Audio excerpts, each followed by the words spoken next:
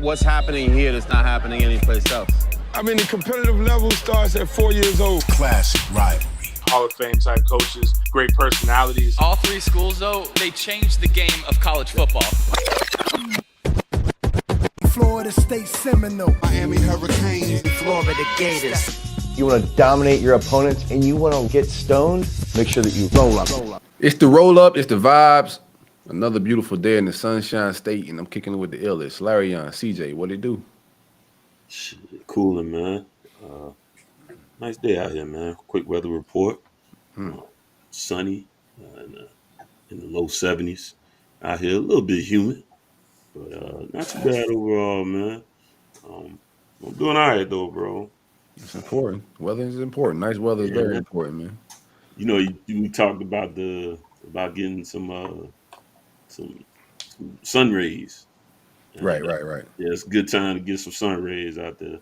Get a couple on the way to the job. It's tinted, but you know the front ain't. So get some sunshine that way. You gotta. I go stand outside for a little bit. You gotta catch them rays, man. Get some vitamin D in your life. Pause. Yeah, man. Yeah. Do a little sunbathing. Yeah. Otherwise, everything cool, man. On this side. How you doing? What bar you was at that night? Were you in Melbourne? What you was saying? Oh my God, bro! He said he's the youngest. He's the younger person at the bar. Right. Where were you at? What was it called? Oh, it's called Kelly's, I think.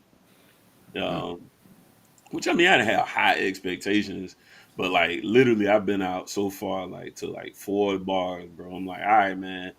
I'm tired of being the young OG in here. Everywhere I go, bro. Everywhere I've been so far. I'm like, I don't want no more recommendations. I'll just figure it out. Melbourne is more like a older retirement spot anyways, but you got Orlando right there though. Shit, no, right? That's Cocoa probably not that bad either though. Who? Cocoa. Yeah, Cocoa Beach cool. Cocoa Beach itself, Cocoa but Cocoa Beach a lot better. Is right, you know. But either way, it's like a little hour for me. So it depends on what I'm getting into. Right. Gotta be cautious out here on the streets. Can't be out here drinking and driving. Save your money, bro. That's exactly. That's what it sounds like. Save your money. Whoever's in. That's fine by me too. That's fine. Whoever's in the Melbourne area, give my man some sauce, man. Let him know where to go to vibe out with people not senior citizens. Yeah, just I ain't looking to hang with the kids. Right. 42. I just I'm literally keep being the youngest dude in the room. Like, God damn. I was at that Kelly's joint. They was talking politics at the bar. I was like, oh man, God, get up out of here, bro. Somebody said, the bartender said, "Is that Trump?" I love that guy. I was like, oh my God, bro, you can't do this at the bar. I used to literally kick people off my bar for that when I bartended back in physical. I'm like, nah, bro, you gotta get up. We don't do that in here. What do you talk about at the bar? Before we get into our shit, what do you talk about at the bar? If you don't talk politics, sports. What's on the TV usually? Life, yeah. What's up? Yeah, right. What's up with the kids? Just regular stuff, relationship stuff. You know what I mean? The gig, shit like that. Yeah. Guy talk. Getting into that like decompression bag of, boy, I'm going through this shit, and typically either one of your homeboys is as well or have, so we you get that moment to sit there, let all that shit off, and then you got people that can relate to you. No doubt. Mostly sports though. What they do, see? Yeah, man, pretty good on this end. Like Larry said, the weather's pretty decent. He was like in the high 60s this morning, mid 70s right now, pretty sunny. So real chill February day. Nice first day of February and to start off the Black History Month, man. So real good vibe so far. Shout out to Black History Month, man. We got some guests that we're gonna have on. We didn't get one for the first day of Black History Month, but we do got some guests lined up for the rest of the month to acknowledge and talk about Black history when it pertains to HBCU football and just history altogether. I'm just kicking it and chilling, bro. I got a head cold right now that's kicking my ass. I'm telling CJ pre-show. Man, I was about to ask y'all boys to push it back a couple hours. I had to thug it out, man. Take me a quick shower and, get busy, man. But I had to go get a COVID test, too. So after I dropped my son off, I ran down to Walgreens to see what was up. And everything checked out. I don't have the COVID, Shout out to my man Trump. It's some other stuff still out there. Huh? There's other stuff still out there, believe it or not, man. Monkeypox went straight to DVD. I seen somebody tweet that shit. They say I'm gonna say monkeypox straight to DVD. You know what's so crazy about that? I literally thought about that like 4 or 5 days ago. And I was like, I don't even want to speak it back up. Yeah, I like that though, straight to DVD. Yeah, that shit had me chuckling for a couple little minutes there, man. That is funny how monkeypox. I was like, yo, what happened to monkeypox? Like, you know what? Let's just, we don't need no more plagues. Thank you. Yeah, they thought that was gonna be the next wave for sure, but yeah, it's crazy. As soon as you get sick, though, I mean, first thing people say you got that COVID, and I got a regular head cold, man. I know it. I know the cold feel like. I didn't. No, this cold hitting a little different. I started shivering and stuff. Like, I don't know, this is your regular common cold. Let me just make sure.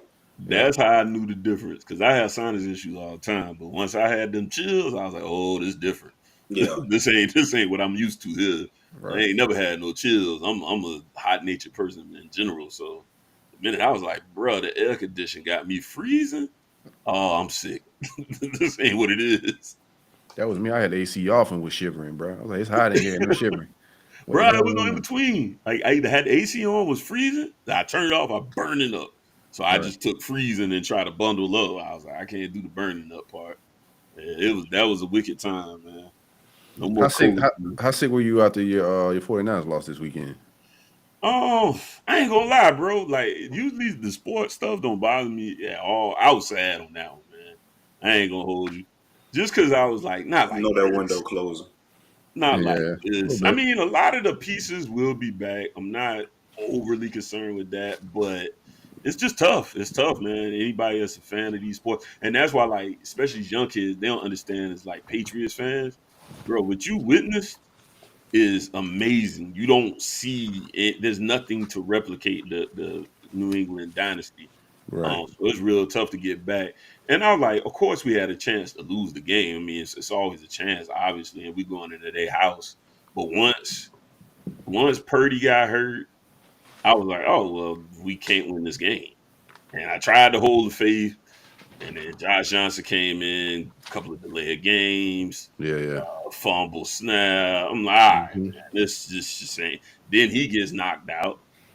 And now Brock Purdy just got to go back in there and hand the ball off because his arm is just completely just dead. Yeah. I'm like, man, just not this way, not to those fans because they bragging. I'm like, bro, you beat a team without a quarterback. Our defense gave them everything they could, held out as long as they could, tried to make something happen, but I seen your man Joey Bosa outside the Philly Stadium on amateur. Yeah, Bose. Oh, yeah. Amateur, you can't be going back and forth with a Philly fan. You got no better than that. That video is so damn funny, man. Hey, someone said, man, you get some money out of Bosa for real though. Oh, for sure, he'll swing on you. Yeah, but I like that. I kind of like that. I kind of like it if it's cheap enough. Sometimes you just got to sock the line, like, yo, give him $20,000. Ask Vlad, now he back to making minimum wage. Shout out to Renzel, man. Yeah. Let's get into some Super Bowl talk. Before we get into Super Bowl talk, shout out to the great folks at VayCay. Take a VayCay.com. Be sure to visit them folks. Use use coupon code ROLLUP for 15% off. They changed it. I know it was saying 10% on the site. I talked to Chris. He switched it up. Hit them up, man. They got gummies and the flavors of kiwi, pomegranate, blue raspberry, and watermelon. They also have vapes in the flavors of Blue Dream, Cherry Pie, Bubblegum OG, Straw Nana. And if you're not into THC, they have Unwind Sleepy Gummies, which is derived from ashwagandha, melatonin, lemon balm, and other natural botanicals. Coupon code ROLLUP, 15% off. Take a VayCay, Unwind. All of this is federally legal to your mailbox. Jump Out Boys is not going to pull up on you, none of that. Take a VayCay, man. It's about that time, right?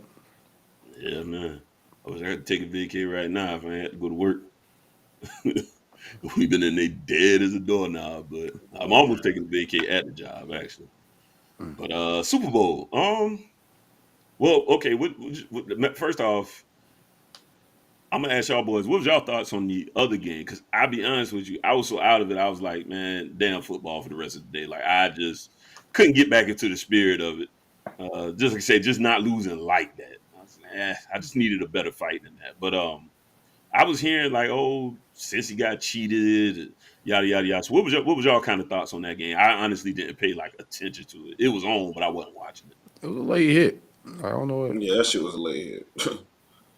Yeah, I guess they were complaining about other calls too. No, there was some other call. They were saying it was a possible hold, but I mean, like, come on. That's every game. That's like the Florida Like, State Florida game. We were talking about the same shit. Like it's gonna be missed calls. It's the way the game is. I don't think they was cheated. I think the refs, they weren't cheated. Like you said, I think the refs were bad overall. I do think they were bad on both sides, but it wasn't a point to where, Cincinnati was cheated or anything like that, man. It was a boneheaded mistake and hitting him lay out of bounds. And that's what got him in the field goal range. It was like 6 seconds left on the clock, and now they could try the long field goal, but that would have been a long shot at that point. So no, I don't think it was anything to where since it was just flat out cheat. I think it was bad officiating though, for sure. I mean, we can talk some Black history because now we got the first 2 Black quarterbacks, man, in Super Bowl history. We seeing the transition of the position and all of that. Like I think they've been holding it, the quarterback position in the NFL hostage. Even when there was Michael Vick there, and you go back with Warren Moon and Randall Cunningham, they was trying to police the position and keep it in the box. And and all the stereotypes about Black quarterbacks. I seen RG3 put it out there about them not being heady guys and guys that can lead teams to Super Bowl. So all this is historically great. Being in, I know we're in Black History Month, but this is the first time we'll get 2 Black quarterbacks starting in the Super Bowl. Yeah, it was dope because I like how the times are changing. That didn't even cross my mind until I saw like a graphic, and I was like, "Oh, yeah, that is that." I would have some reason I would have thought it happened before, but the minute I came across, I was like, "Yeah, I guess it is tough." But the entry, like you said, that position's been kind of blocked off traditionally. We seeing a shift, so that's dope. Y'all see Mahomes' daddy after the game? I must say, shout out to Mahomes' dad, man. Like that's my peoples, man. Like I relate to cuz. You feel me? He definitely was. What's your drink, CJ? Was the Crown? He a Crown. He a Crown guy for sure. Definitely Crown. Crown. Yeah, he Crown straight on the rock. He's straight. He old school. It look like he collect his bags though. Yeah, he collect his bags for sure. I think he'll be pissed off. Like if I gave him some Crown, if I offer him some Crown Peach, he'll be pissed off at it. He want to. I think he wanted OGs. It's like OG Crown. OG, no, you right. OG ain't messing with all that fruit remixes. He's like, nah, give me the original, boy. You don't even know. See, this is what y'all sample. He said he's smoking on that Burrow pack, man. Y'all heard. But he was on it, man. That was a good, just good shit, man. Shout out to Black dads out here doing what they got to do, man. Yeah, that's another thing for sure. Yeah. I definitely wouldn't have thought. Even Jalen Hurts' dad, I think it was mentioned that his dad's a football coach. Yeah, we hear nothing about it, right? Right. Yeah, he coached. He was raised by orphanage. If he was raised by orphanage, wouldn't know the orphanage, the address, who all else was there. His favorite counselor, all that shit. Yeah. Shout out to Jalen Hurts, who been through a lot, bro. Oh yeah, that's another story too, man. Like I said, guy that's been through a lot, but nothing. Everything that he's been through, man. His character has, always been A1, been impeccable. Get into the national championship game, he's cheering on the quarterback that replaced him.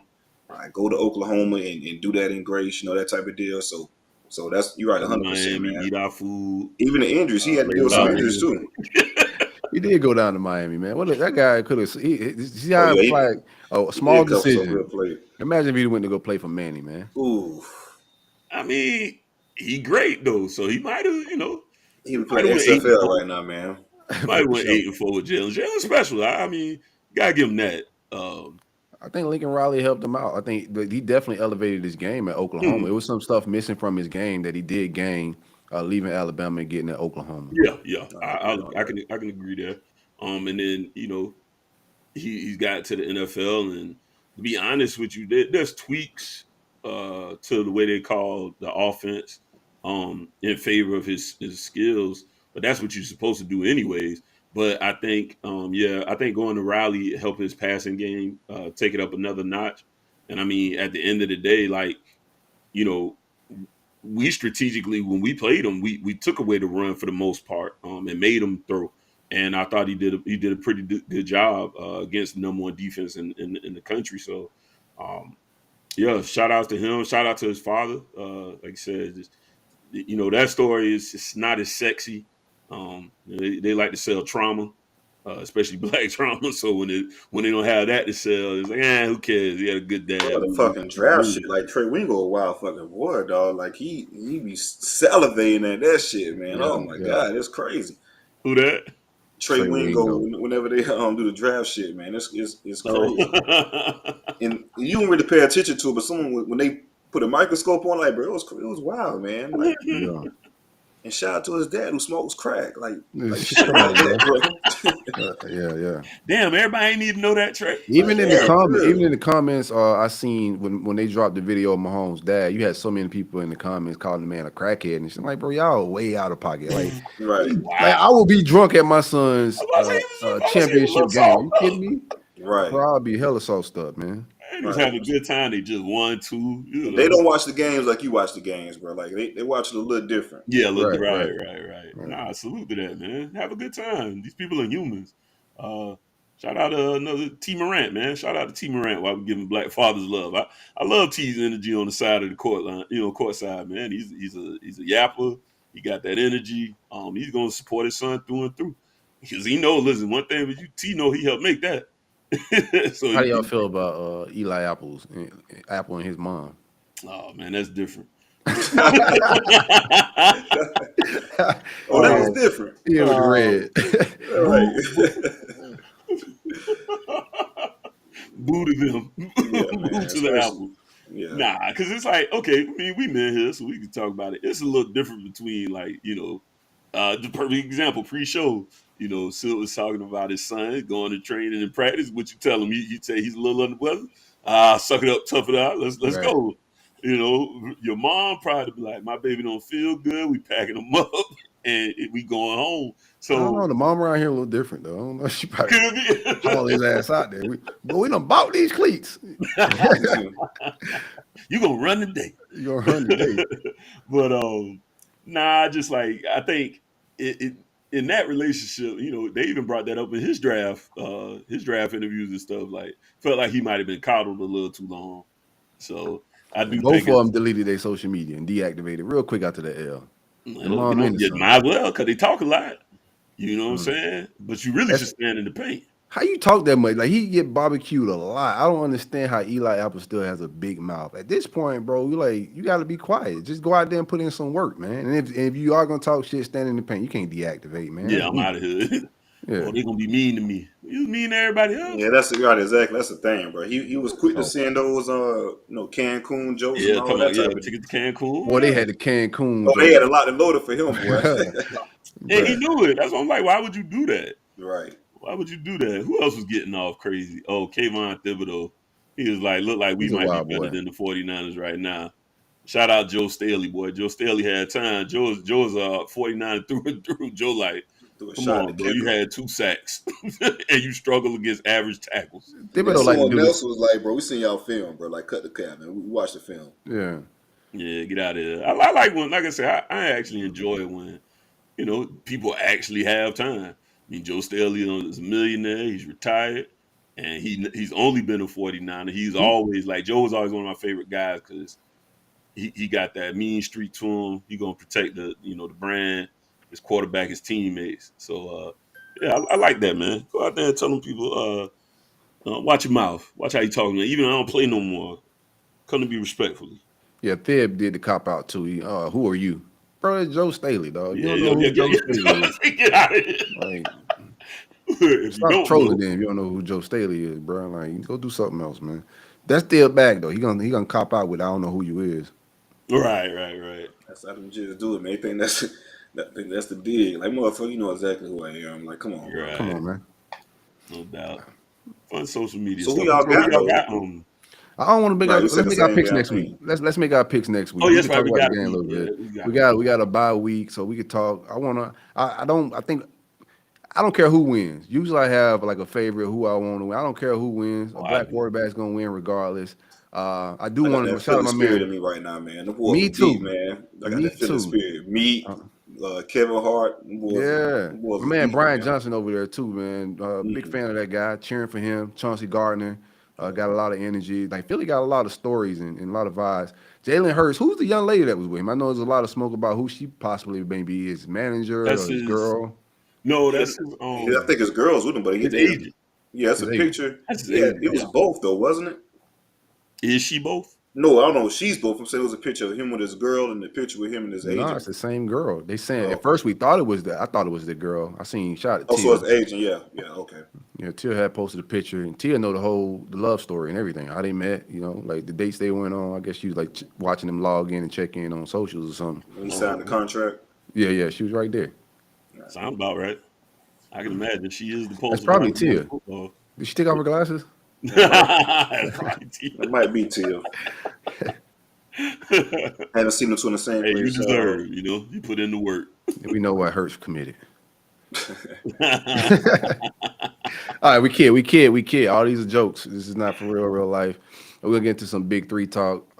It's National Signing Day. I know we on here with a lot of shenanigans. National Signing Day is not what it used to be. Early signing day is all the fireworks. So, happy National Signing Day! Yeah. Surprise!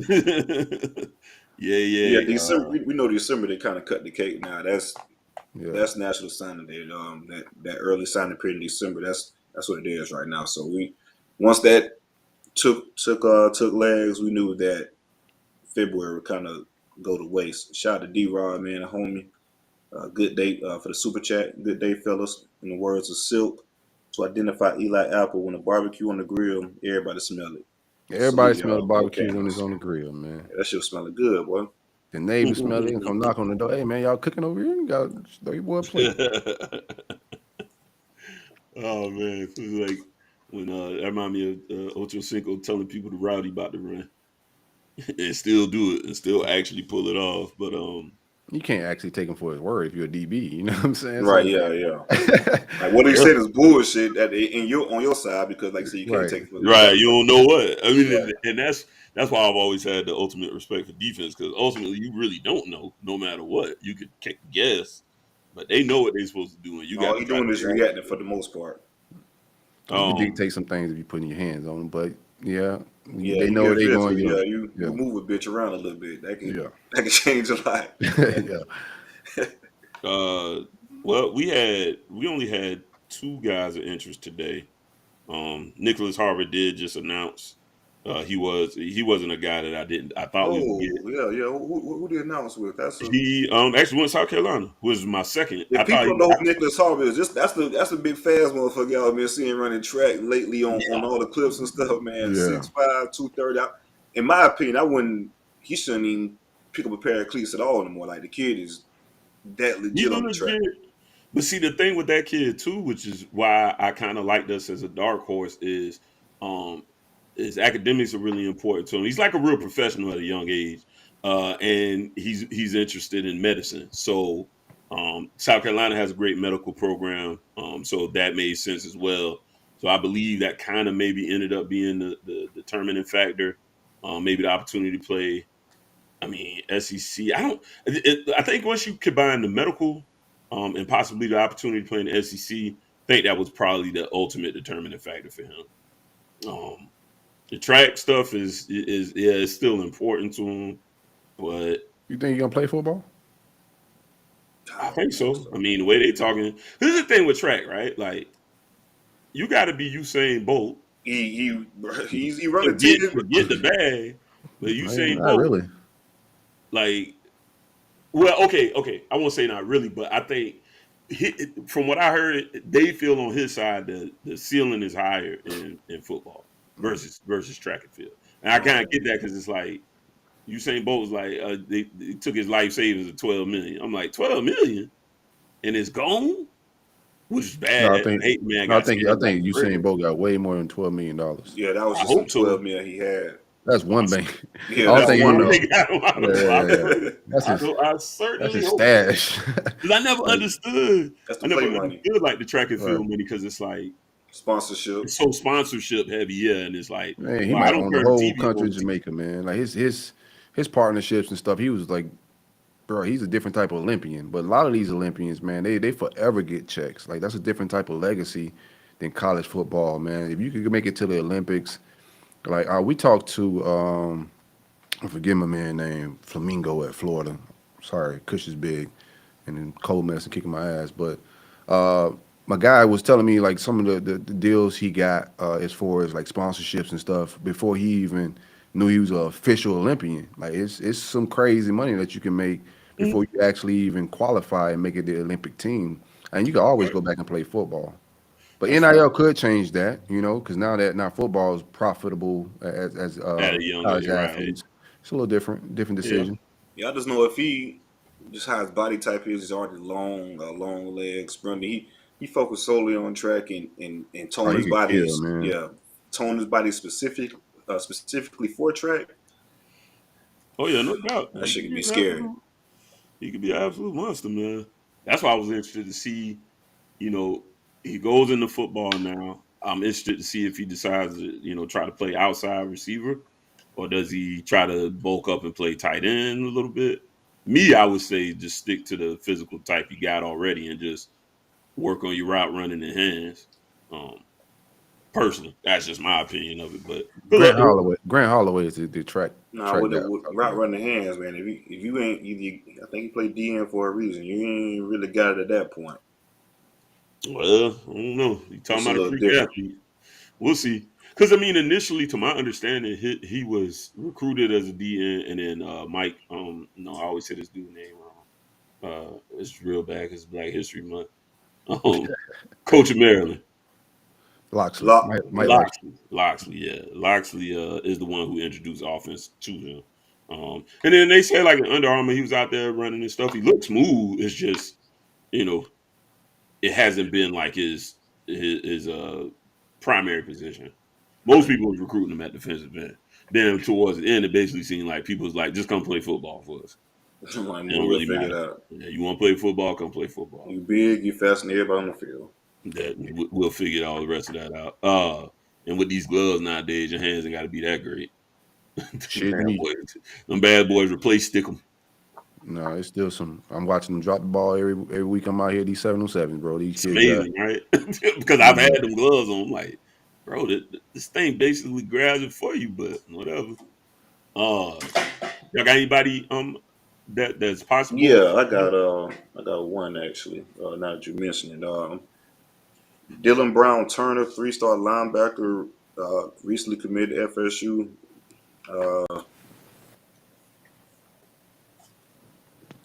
Yeah.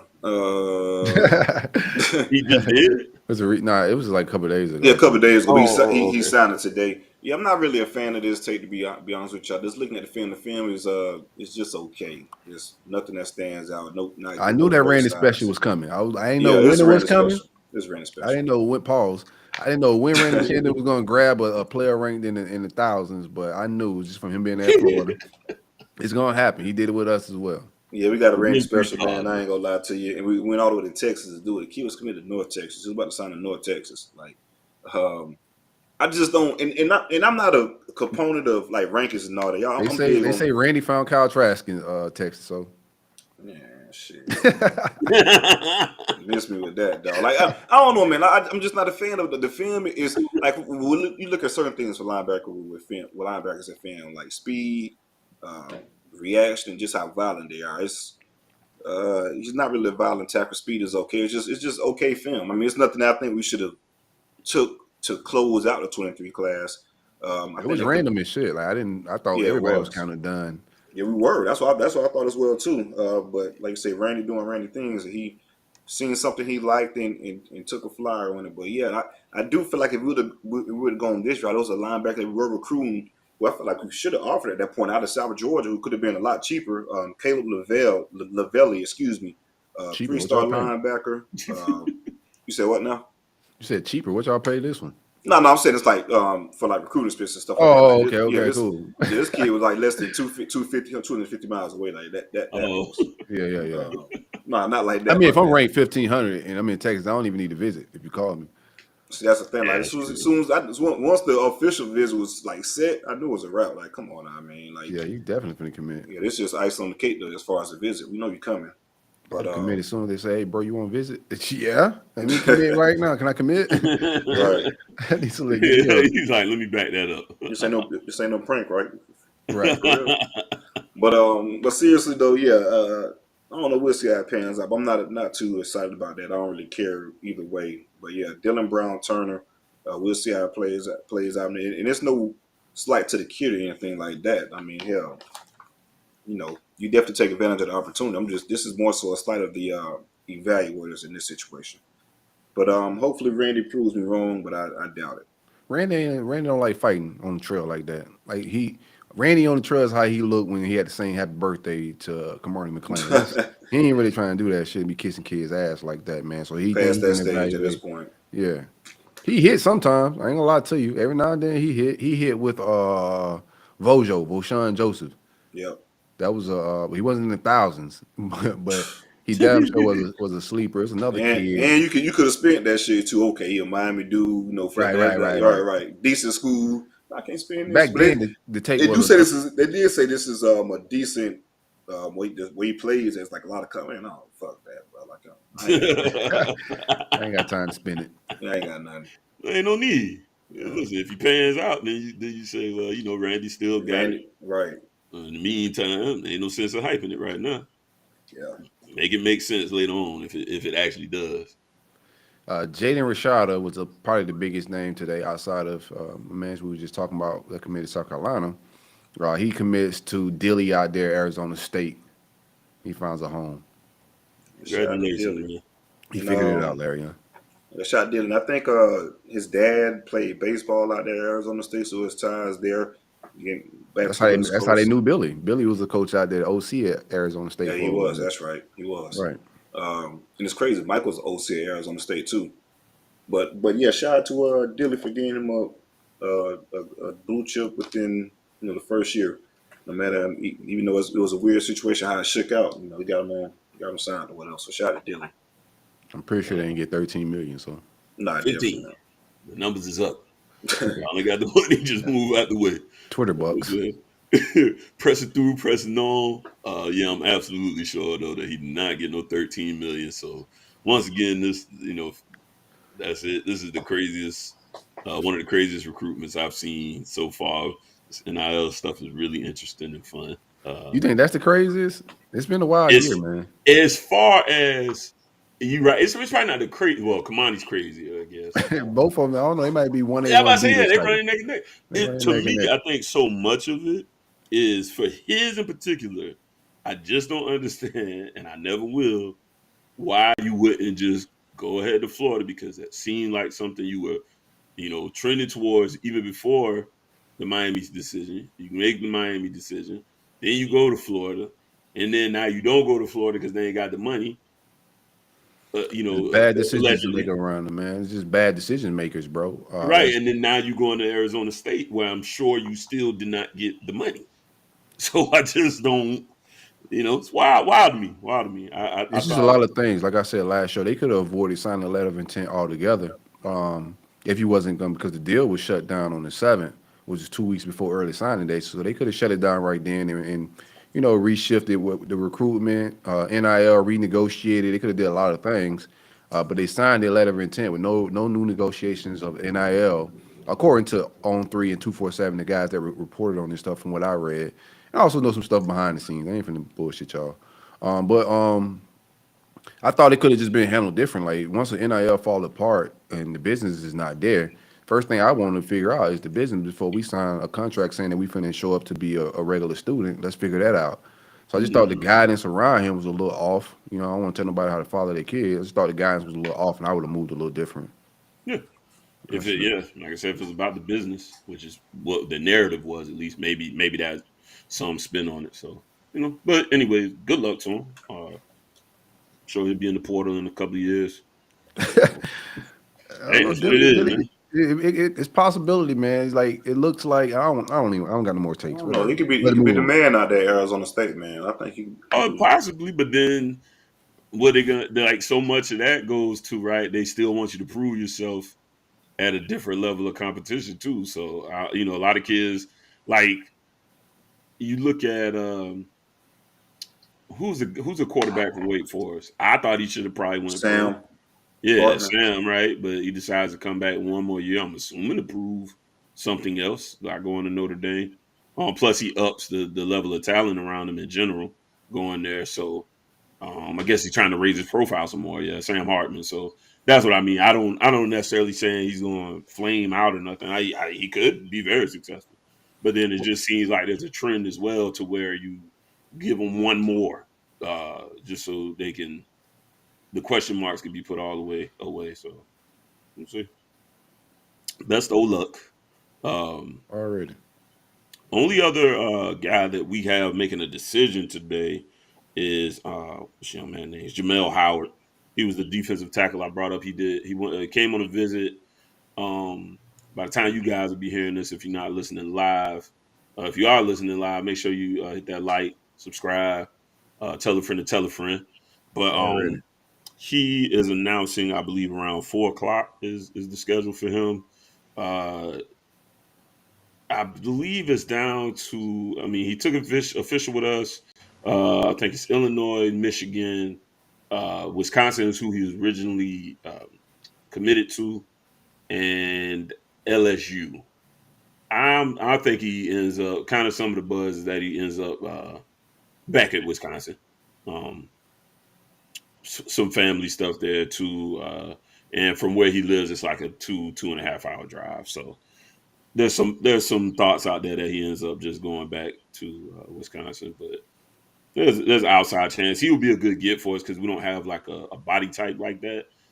More that kind of can play the 0 to the 3, run stuffer. They got him at 6'3", about 330. So yeah, you're talking about just a large individual to play that role. But I don't anticipate him in and over Miami. I think that might have been one of them free trips. But you had to bring him down because he would help elevate the floor of the room. I think just being that different type of D tackle. So that's the only two possible. I've been taking some vegan D tackles, man. Them boys. He said vegan. Oh yeah, I lied too. Disrespectful, CJ. My bad, bro. No, you know what's so funny? I didn't even realize vegan D tackles is the name of the show. I didn't realize I lied. I knew on the strict diet down there, man. I'm trying to tell you, man. I didn't know the other kid was short. I was like, wait a minute, he's short too? I lied right here on the show. I meant to apologize about that. The Georgia State kid is short, right? Yeah, and the other guy. They got him listed at 6'4". The guy from Purdue guy 6'2". Oh yeah, they both 6'2". Y'all definitely need that body type for sure. Man. How do you like? Let's talk. Like me and CJ were talking about this shit the other day, pre-show, before. If you haven't checked out the Earl Everett interview, check that out as well. It's on our channel. Give that some love. Great interview. But we was talking about how do you feel about? I know we got another portal window, but right now, what do you feel about your portal additions and competing next fall? You think you guys got the pieces to be better? And we got to talk Gaddis and all that, of course, but just from a talent acquisition perspective. Definitely better, just because I think we up the offensive line. So even if Gaddis was coming back, just naturally it would be better, just because. Outside of Coin, who else you added? Who? You added Coin. Who else you are after? UCF center. UCF center, yeah. Right. So you add those two pieces. Those are two starters. You bring back Rivers, Zion Nelson, and maybe you plug in one of the young boys to play right. I think we'll be a lot better on O-line. But in general, I think it was underwhelming. I thought that when it came to wide receiver recruiting, I thought we did so much big game hunting, and then we just missed on everybody, which is understandable considering the offense last year. And then when it was portal, a dead man walking. Right. So, and then now you go portal time, and we just didn't get no hits there either. That's probably my biggest. Yeah, the O-line though, but yeah, like you said, who will be catching who? I think the running backs are okay. Running backs are solid, and this is the thing. Like I said, the wide receivers aren't trash. It's just them boys are bad, bro. They're bad. Yeah, it's a bad room, man. I told you that I had that same stance preseason. Like that was my biggest question. Playmakers. Yeah. I was questioning the running back room last cycle. I think skill position we was questioning that offense all around, and But it came didn't to y'all lose fruition. her? Y'all lost Rooster and y'all lost who else and Dad, right? Yeah, Rooster. I mean, no offense, but Rooster had like 6 fumbles. Yeah. He had But some y'all really held the disciplinary freshman. issues. The freshman. Dad never turned into the bruising back we thought he could be. I'm not worried about the running backs. And then again, back to wide receivers real quick. I just don't think we have the explosion on the outside. But it's not like you got a bunch of guys that just can't catch the damn ball. I mean, they're securing the rock. It just it limits our explosion because there's just not a lot of guys that can flip a slant. We don't have those type of players, or a guy that could just take the top off. So it gives you an opportunity to matriculate the football, but You then don't even need that, but do you have a guy that just create separation consistently? I mean, last year did fine. Nah, man. Strepo was good. He was hurt though. When Strepo gets hurt, I just don't Is he think there's back? a star in that room. I give you that, but Yeah, okay. I don't want to. I wouldn't want to go as far as just saying like trash. I don't think there's a star in the room, and it definitely lacks explosion. But it wasn't like I said, it wasn't like he was just throwing it and everybody was brick hands out there. I just think the lack of explosion just limited the offense in itself, that and the O-line issues. I do like the receiver y'all had that you say was a JUCO kid. He was kind of came in late. Yeah, he was coming on late. Yeah, and he showed some of that. He showed some promise. He could play. But then Van Dyke got hurt as well, so they were the ones that was having a good connection. Plus, teams start paying a little more attention to Kobe Young down the stretch, and he's still raw. But he's a good contested catching guy. Goes up and get the ball. Has some good speed too. But again, I'm not saying the room's good. I do think we missed there in the transfer portal to make the room good. I think it could have. I think if you move with, and I know Mario has this thing where you want to place guys, but you end up firing Gaddis anyway, right? You just could have moved a little bit more urgency, get your OC in or wide receiver coach in, and then you're able to grab, I think, a guy because Miami has shown that they'll pay guys, they'll pay to get talent if they have to, they'll overpay if they have to. I think what held you guys back, even the Gary Bryant wide receiver from the West Coast said the same thing. Like I don't even know who the OC or the wide receiver coach because it was already if you're gonna make the move, then that's a very good point. If you're gonna make the move, go ahead and get it over because you got a window where you can add those type of guys and get that OC and get that right. These guys know who the hell you're gonna hire, that things like that, and you go ahead and make your pitches and try to bring those guys in. So but you do have the spring it is gonna be a second wave of the spring. But remember last year though, we thought that same exact thing, and then when they hit it was like that shit was kind of it didn't hit the second that portal didn't hit like it did like the second wave. So it's still right. Correct. So it's still a lot of uncertainty in regards to how good that may be. But we got Ricky Pearsall that second wave last year though.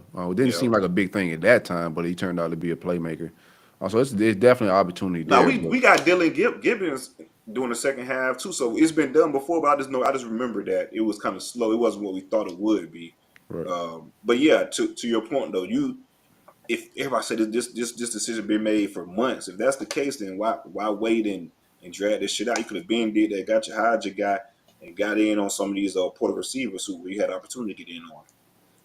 Well, he far from perfect because what I would have done and what you would have done ain't necessarily how he would have ran it. I wouldn't have either, especially with the whispers there. I probably would have went ahead and got rid of him, before the season was over, because at this point we already see that this just ain't working. Right. For whatever reason, and I'm hearing, he just was an abrasive guy, did not really jive. You remember he told them. Remember that meeting? I know a lot of fans hyped that shit up too at that point in time. Remember he told the whole he's the worst receivers out. Yeah, that type of deal. Yeah. So he rubbed players wrong. He rubbed staffers wrong. A lot of his, some of his coworkers, in my understanding as well. So he just wasn't a good fit ultimately. So personally, my decision would have been to go ahead and cut him, and that opens the opportunity for these receivers to be more open to the idea of coming to Miami. But even letting him linger around, period, I think it killed a lot of that. Yeah, maybe you try to swing back around in spring, but Mario just takes his time with everything. So who knows when this next hire is going to be? There's names out there. Spring football coming. I make that bit soon. What are you hearing right now, name wise? Try to install. They say Mullen was around. I don't know why he was there, but Mullen was down there.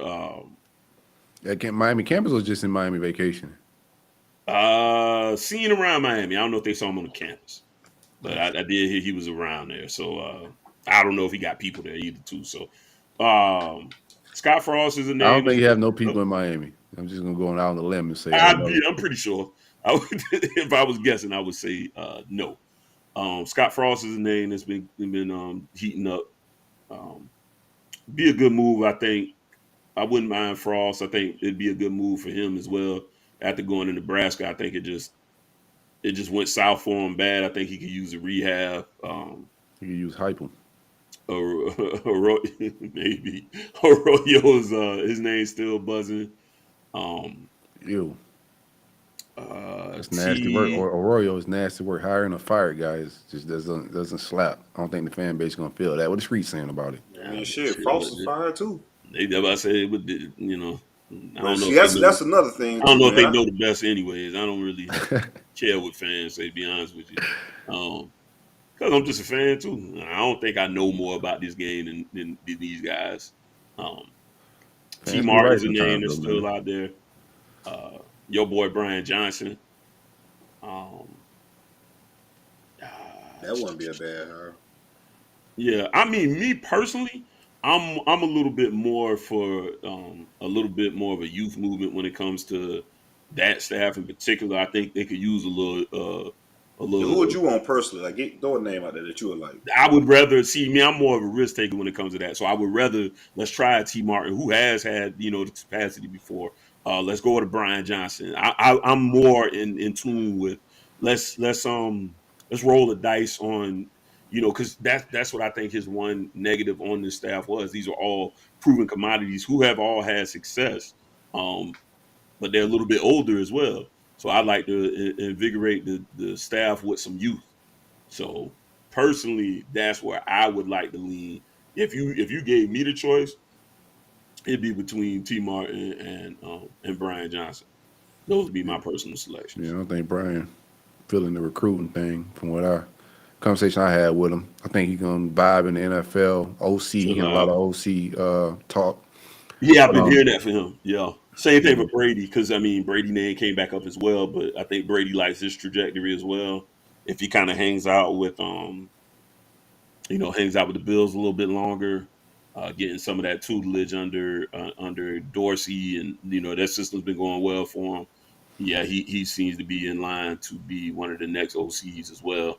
Right now, you're also competing in the job market. You're competing with Georgia and Bama as well.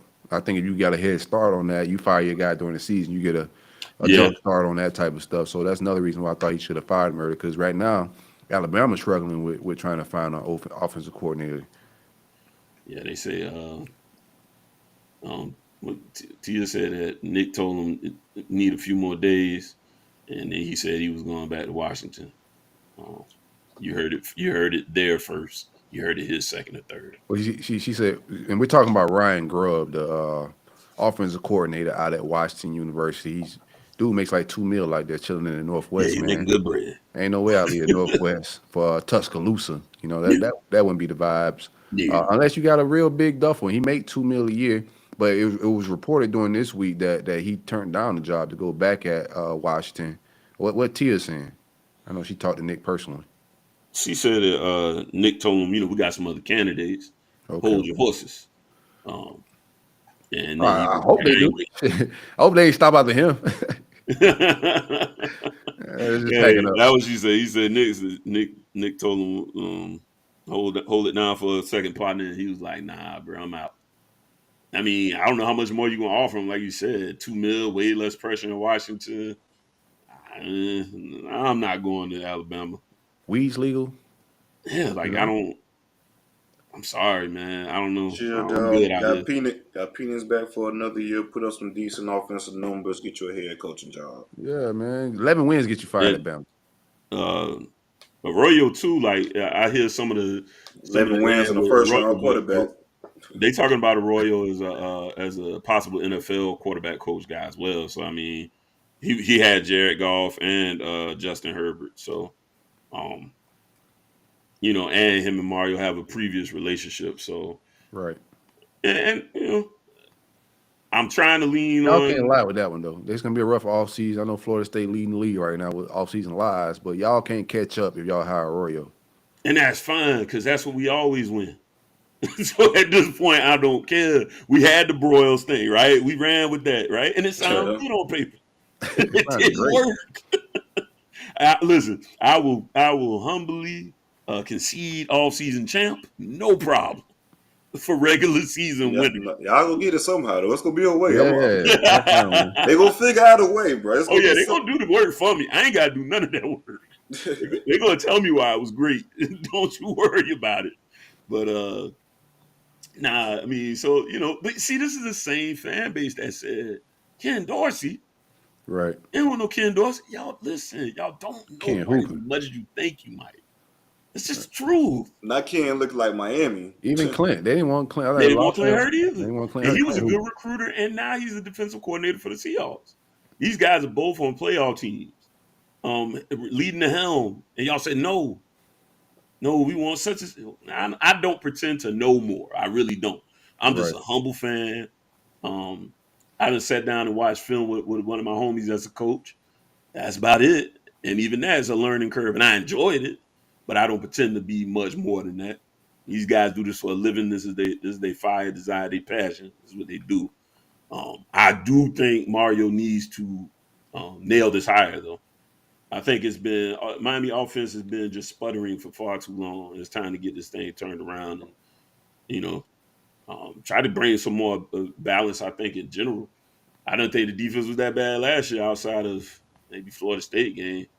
We got stumped out real nasty on that one, but ultimately you got to have some balance. There's gonna be some times where I need some other games now. Yeah. Middle Tennessee took the top off. Yeah. Kai ain't got no roof. Them boys was just playing catch. In the city. Them boys in Miami City left and right. That shit was crazy. That shit was high. I'm gonna run past them. I see. Shout out my man Tyreek was out there hooping that Senior Bowl. All the barbecue in Florida was out there hooping. Trey Dean was out there hooping that Senior Bowl. Tyreek was hooping. I'm like, man, where's all this pick six action and locking down shit during the fall, man? Well, you know, and I think that's especially telling when it comes to cornerbacks, right? Because fans act like cornerbacks ain't never supposed to take an L. I'm like, I mean, this ain't Darrell Reeves, bro. There's gonna be some L's taken. Tyreek was not bad, but if he gets beat one time or something, it's just I'm like, are you watching the entire game? He just looked like he was running in mud at the Middle Tennessee game. That's all. You know, you got to put him in position to win too. Him and Ivy got burnt up, but Ivy's, you know, once again now, Ivy is the practice GOAT.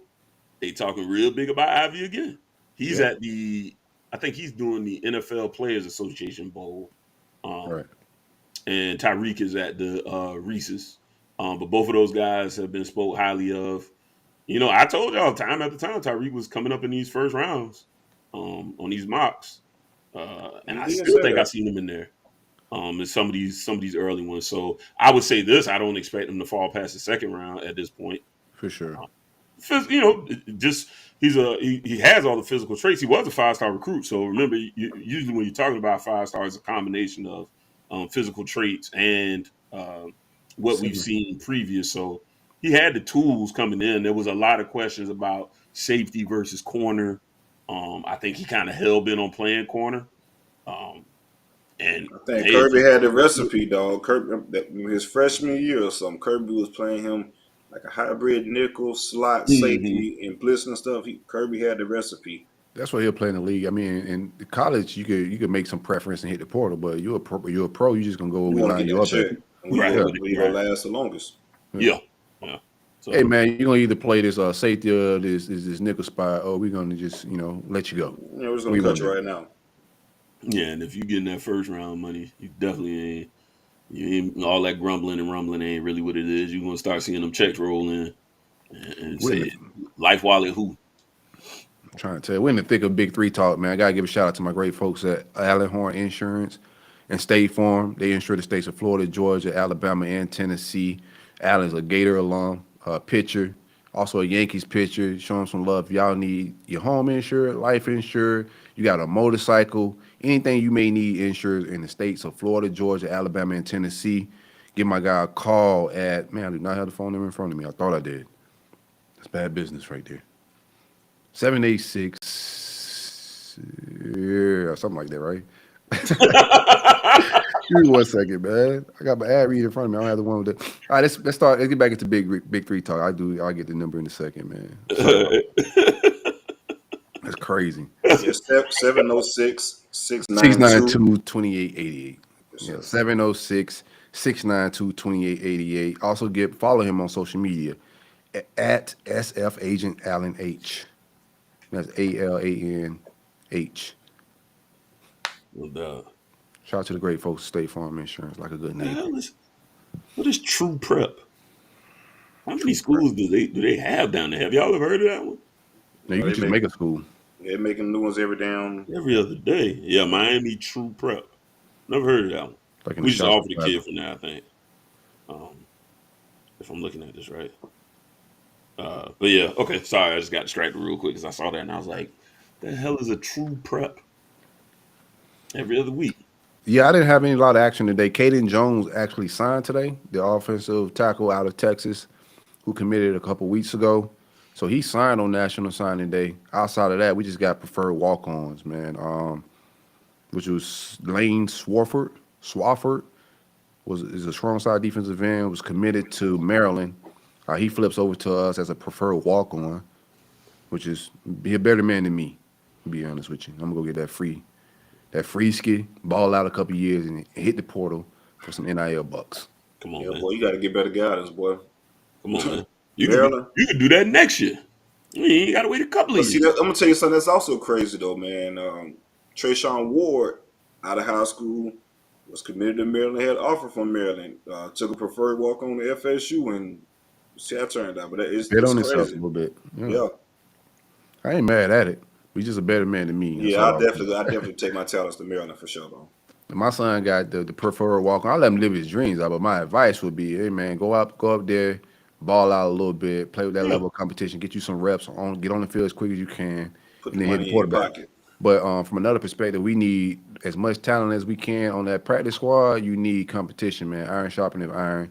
This is a good preferred walk on. I don't know how long he'll be around, but good get. We also got a preferred walk on quarterback. Jordan Gow, another guy that could have signed with San Diego State, Kansas, or FIU today. He comes as a preferred walk-on. I mean, I would too at this point because no Jaden Rashada, Max Brown's playing baseball. If I'm a preferred walk-on and I believe in myself a little bit, it may be some opportunity there. You know what I'm saying? Let me pull up. Man, it's a state. Is he from Florida? I believe so. Huh? Tennessee. I mean, it's a state schools too, so. No, it says he's from Tennessee. Oh, he is from Tennessee. Okay. Well, still a state. It ain't private. So maybe they got the tuition money, man. Shout out to him and his people. Yeah. Go take that PWO. And, yeah, the room is open. That's fair. He certainly got an opportunity. For sure. I expect us to get a quarterback in the second window of the portal. There's some quarterback battles that's going to shake out in the spring around the country. Ole Miss, Lane brought in 3 guys. You got 3 or 4 guys that's working out there for that spot. Also at Jalen Milroe and those guys at Bama are going to be duking it out for that spot. There's going to be an opportunity for us to get a guy in the portal. I don't know where it may come from, but I expect us to tamper and add some talent in that room in the second portal. A name that was interesting that was out there was Sam Hurd, and he ended up going to Cal Poly, which is a big drop-off. Former 5-star Sam Hurd out of Washington. He was at Washington, hit the portal. His offensive coordinator went to Cal Poly. He ends up going there, which is different. Didn't see that one coming. Pause. I have 2024 offers and all of that. We getting into that bag right now? Where we going with it? Yeah. Sure. Right. First of all, I got a commit from 4-star linebacker Darius Hayes. Absolutely great get. Kid out of the Largo, the Tampa area. Elite stuff coming so far in the 2024 cycle. We have 4 guys committed.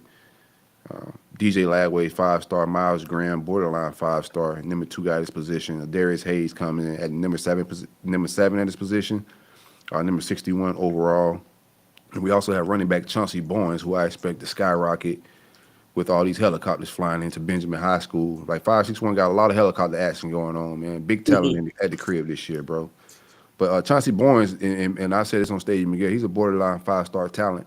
Kid's a monster, just a beast in the gym. His brother coaches on that team. Eric Kresser is the coach over there, former Gator quarterback as well. He took visits to Alabama and Georgia this past weekend, and just hearing good things. But back to Darius Hayes, very good gear, guy that's super explosive. Could put his hand in the dirt if he want to, but I think we're gonna play him at either some buck or middle linebacker, very athletic. And I expect him to be borderline 5-star, 5-star status by the end of the cycle. Right now, we got the highest recruiting average in the 2024 cycle. Last year, we had the highest average we had I think since Urban Meyer was what Billy brought in last year. So a lot of quality coming in. Our class right now, composite rank is 8. As far as offers, a little bit of visits that's going on. FSU commit Jordan Pride is an interesting one. I know the staff is they have him high on their board. He visited this past weekend. And that's when Billy and Patrick Toney are heavily recruiting themselves. They're not leaving it up to just Corey Raymond and the guys. But this is a guy that Billy's. I know he's been to Florida State like 9 times in the past year. So been to UF twice. So it's a lot of ground to make up. But I like where we stand in this commitment. We'll see if we can make some shape. How you feel about him, C? I think Jordan wants to be a Knoll. I think his mom and dad wants FSU as well. But I do think of some people in this camp that's pushing for some teams elsewhere. I'm not sure what those teams are. Let's have them look around a little bit. It could be Florida, but I do know some people in this camp that are trying to put some other schools in his ear for whatever reason. I have no clue, but I do know he, like I said, took the visit to Florida. Alabama's been on him pretty heavy as well. So we'll see how he plays out. That'd definitely be a battle. But as of now, I like it for now. And him going back to Bluntstown, which is right down, leaving IMG and going back home to Bluntstown, which is like an hour or so down the road, kind of helps out, I think. Already. Another safety that we offered this past week, who I like, Keon Dunlap. Out of Enterprise, Alabama. Another guy, Amir Jackson. I think he's more of a linebacker, edge rusher. Out of Porter, Georgia. He received the offer. Kevin Levy, who is an athlete out of Carter Newman, Palm Beach crib shit. Kid who plays both ways. They offer him out of Carter Newman. I'm pretty sure all the big 3 are after the Carter Newman boys, man. But he's going to be one to watch and follow. A 100-meter guy, very fast. Can play both sides of the ball. We got another year over there with Jack Daniels, and Jack don't miss. And Jack Daniels recruiting the county. Carter Newman is about to have a stick, and I expect them in 1A ball to dominate. Jack Daniels over at Dwyer, retired, stepped down from Dwyer, chilled for a little bit. Now he's at Newman, collecting the best talent in the county, man. They got a stick over there. Almost shout out to Post and grounds. They definitely be putting on the cake for Jack, man. He used to coach for Jack. They was on that Dwyer staff, both of them. Yeah. Jack Daniels and Dwyer. I was hearing all that wrong. He's a head coach. You have to know him. Yeah. I was like, because I was looking at something real quick, right? Next thing I know, it's about Jack Daniels and Dwyer, but I'm thinking you saying The Wire. The Wire. I'm like, wait, what did I just miss? I got you. It's a hell of a conversation, right? I caught back on now. Yeah. I was like, wait, okay, that must be the coach name. And The Wire. Gotcha. Another offer at the safety position, Brandon Jacob, 2024, 4-star safety out of Orlando, Evans. He was offered this past week. Super interested in all the DBs we got going. Another DB that should be deciding. They got him listed as an athlete, Juwan Johnson, out of Lafayette Christian Academy in Louisiana. He's deciding between Florida, LSU, and Colorado. Yeah, Colorado. Every time you hear that Colorado in it, right. Listen, this is the thing. And I'm not hating on brother. He just left Colorado, too. Boy, he better be a hell of a coach. He better be a hell of a coach. He better have a hell of a staff. He's selling it to the DBs, man. I don't know if he commits, because I'm still hearing some smoke about this kid choosing. He decides Saturday. But I'm hearing some smoke about him. Like LSU's feeling good. And of course, Corey Raymond got a relationship there. But I think he just left the Colorado. There's a couple kids that they had out there. They had a very good weekend this past weekend. So he decides and picks his decision date right after leaving Colorado. So it just leads me to think. And then Hayes falls his shot to them guys. He's involved in it and dropping the graphics. I know he got a relationship with everybody, but damn sure a good relationship with the Colorado vibes. So I don't know. I'm still feeling LSU, but I'm not counting Deion out when these random names. And he got the last visit before this decision. So yeah, that's some of them boys' first time playing in snow. So if Deion is flipping slave belt, boys, we in trouble. Yeah, that's what I'm saying. Think about it, man. Them boys ain't never seen, ain't never seen this type of landscape before, man. You put them out there, mountain, snow, and hitting the slopes, right? Twice. And legalize marijuana.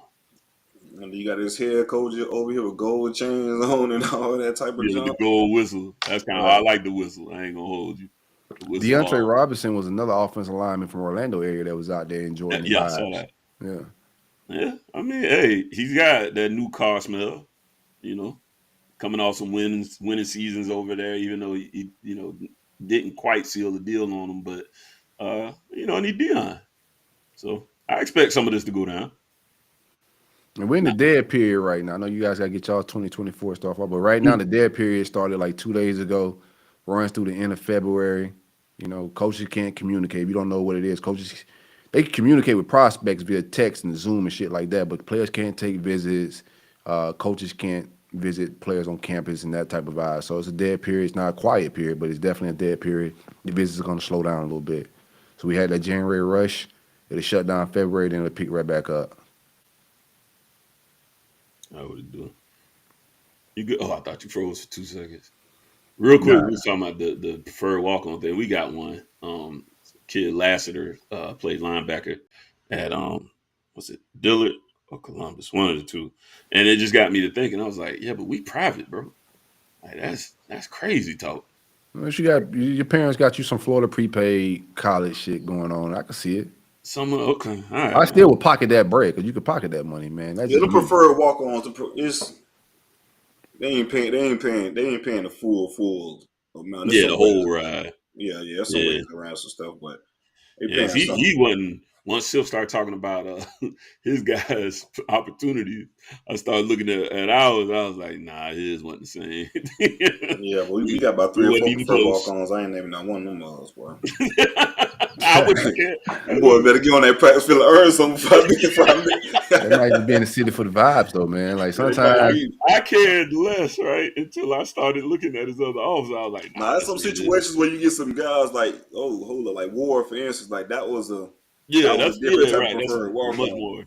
Much more intriguing situation. My man off of the list wasn't looking quite like that. Good bill, 6'3", 225, play linebacker.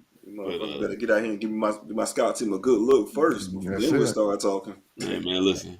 That Joker went to Duke and he still ain't get the offer. They told him he said had a good time at Duke. Like, what y'all think about? They throw your offer? Since we're talking like offers and recruiting, what do y'all think about the Rumph video was chopped up and screwed a little bit, but it was on the streets. What y'all think about the Mike Rumph? Because there's a clip of Mike Rumph.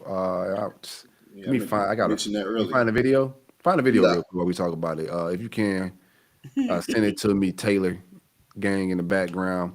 But Mike Rumph had a video of him talking and doing some recruiting with some recruits on campus at University of Miami, and he spoke about the nightlife at both Tuscaloosa and Miami and how the biggest difference. He said on Saturdays be popping and I'm going to school for Saturdays, bro. Like I'm going to school to play damn motherfucker. That's the reason why the game is played on damn Saturdays, right? Like goddamn, bro, what you mean? On Saturdays and Sundays it might be popping with no shit. Like what do you mean, bro? Like that. I'll be honest with y'all, right? So a young me, he would have got me, bro. He couldn't have got me with that shit, bro. He would have got me. That's just who I am. Yeah, that's the reason I'm a Miami fan. Like, okay, he's jumping on a Tuesday, coach. I'll be like, coach, you jump on a Tuesday for real. I'm coming, man. You got me, bro. I might flunk out.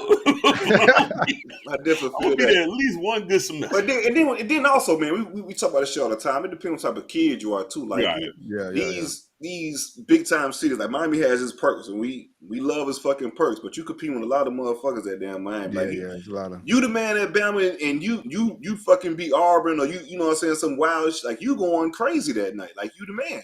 Even if you selling it for the fluff in Miami, though, you selling it for some elite fluff. That's a fact. Shut up for some Yeah, fluff. But the fluff in Miami, though, man, that fluff. The fluff of Miami, it's a little harder than the fluff. Quite fluffy. It's fluffy than the motherfucker. Like, it's enough fluff. I can guarantee you. If you a guy at Gainesville, you a guy in Tallahassee. I'd have seen the first game. Yeah. Like I'd have been in Tallahassee stunting on $30 damn. You know that type of deal. So I don't know. It just depends on the type of kid you are. That's all. But like Ray and them said in that interview we had, man, like it's Miami, bro. They cut it. And you know, it's funny. We've had guests on put up in the club with Luke and stuff. We had guests on here say they wouldn't have made it at Miami for those reasons. I'm not going down there. It just depends on. I'm not gonna make it. Like, yeah, you're right. It ain't the same, and it's important for parents. It's important for parents to know their kids too, right? Like you got to know your child. Because Andre DeBose was talking on that same interview. He was saying his mom was saying no out the gate. Like, nah, bruh, we're not doing Miami. Yeah. So you gotta know your child as well. Like some people probably could handle that nightlife and not because Miami ain't just all nightlife too. I don't want to just paint. And also, I think that's another point too. The video was kind of chalked up as well to a certain point. And there's some, of course, Miami fans, they go out of their damn way to motherfucking let you know that type of shit. So someone showed me the whole, added me in the whole video, and he was pretty much saying, like, it's being Coral Gables, it's you can leave your door unlocked, that type of deal. It's a real nice area, the wild Miami. Well, that was his pitch. Miami 20 downtown. Coral Gables. Say Miami 20 minutes down this way downtown. South Beach 15 minutes. So basically 15 miles. Excuse me. So basically you're in a nice area to where it's not gonna be too crazy. You want to get your work done. Get your work done. Yeah, I think Miami pose interesting aspect as far as business as a city post football, like post your career. Tuscaloosa is gonna be a little weird city to go do business in and that type of, you know what I'm saying? So it's a different vibe with, and that's the thing I think he was trying to sell, not just but at the same time, but you win the national championship at Bama, you get plugged into certain people, you good for life too, as far as those connections with life after football too. Illuminati, the Illuminati. So I don't know, man. I do understand that Miami itself. It's a lot more opportunity in Tuscaloosa, but I mean, shit, that Tuscaloosa reach is big. It just ain't big in Tuscaloosa as far as that type of vibe. I never saw the whole video, because I already knew what it was. I was like, well, this is a troll, bro. This is good. Like, great work. It was funny. Yeah, it's good work. The kid looked right at the camera. That was good. Yeah, and he's somebody we pursue. So it's like that made it even funnier. He did a little, the eyebrow raise. It was funny. So yeah, I didn't even do no more research. I was like, of course they're gonna use this, chop it up a little bit, take it out of context, and have fun with it. We kind of summed it up. It just depends on how you look at your next level of opportunity and who you are as a person and how you will matriculate into either a Tuscaloosa or a Coral Gables or a Gainesville or Santa. Where is USC? No, that's actually that bitch in LA. Yes, yeah, that's right. Yeah, I do UCLA. UCLA is where it's. Yeah. But yeah, it was good. I laughed at it. I saw it. I laughed, and I never needed more evidence. I knew it was more to it. I was like, but that's just laugh. It's funny. Just laugh. Just keep it moving. What the hell does matriculate mean? You said basically like trickle down, right? Nah, it's like move into basically, adjust into. So you drop the phone. It's transition over to basically. Gotcha. What word guy? Matriculation. Shit's on fire. So add to my repertoire. Appreciate that, brother. Hey man, I did good on the SAT verbal part. Man, I did very well too. What you call your SAT? I saw here before he said score, CJ. I saw. Give me y'all score, man. Let's talk about Uber facts that the average person adds 50 points to their SAT score. So I'm gonna keep that in mind when Larry gonna tell us a lie. The average person adds how much? 50 points. What J. Cole said. I got all right. So let me add 50. I got by the average person, I got a 1230. No, that's damn good though. To be honest, I got 11. I got 1180. No, that's very good. That's very good. I'm not saying mine no more. I'm mad at my. No, I got like a 980. I think a 980. Right here together, brother. For real life, I did better on the ACT, but I got a 1050 on the SAT. And you know what's funny? Got some good ass scores, man. I anticipated doing better on the ACT, best based on the SAT, and I didn't do that great on the ACT. I think I got, because ACT is like what? It's like 18, 19, 20-ish. Like that on the scoring scale, I got like 18 on the ACT, if I'm not mistaken. Yeah, I can't remember what like the max is. I believe I think I got like a 21 is damn good though. Yeah, see, I killed on the ACT. I killed on the ACT. I think I got like an 18. I think so. I was actually a little surprised that I didn't score better on the ACT based on my SAT. Now, how many times y'all took it though? Only once. I only took it once. I didn't even take it my senior year. I took it both of them twice. My junior. My mom was on top of that shit. My brother's a year older than me, so my brother actually took it his senior year, but my brother a year older than me, so she always made me do stuff when he did it. So we took the test together. So I took it my junior year, and I ain't never take it again. Once I got a good score, I ain't care about. Yeah, ain't no point, right? Yeah, I was NCAA qualified. You know what I'm saying? As far as like the scale of GPA and all that shit, that's all I cared about. Yeah, well, I remember that, boy. Shout out to the sliding scale. All right, shout out to the sliding scale, GPA and test score.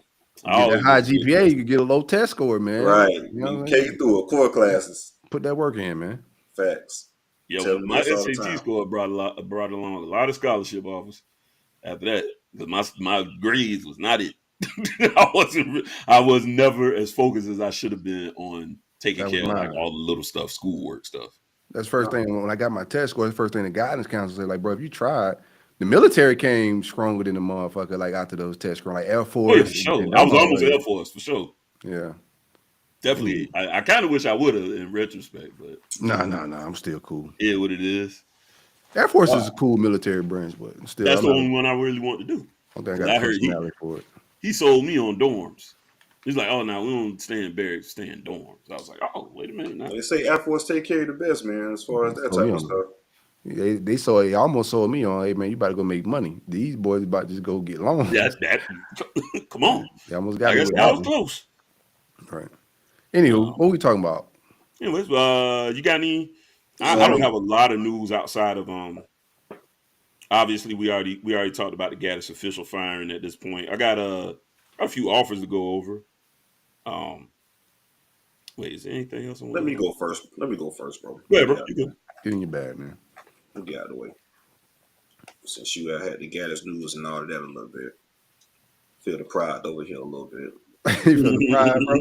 Yeah.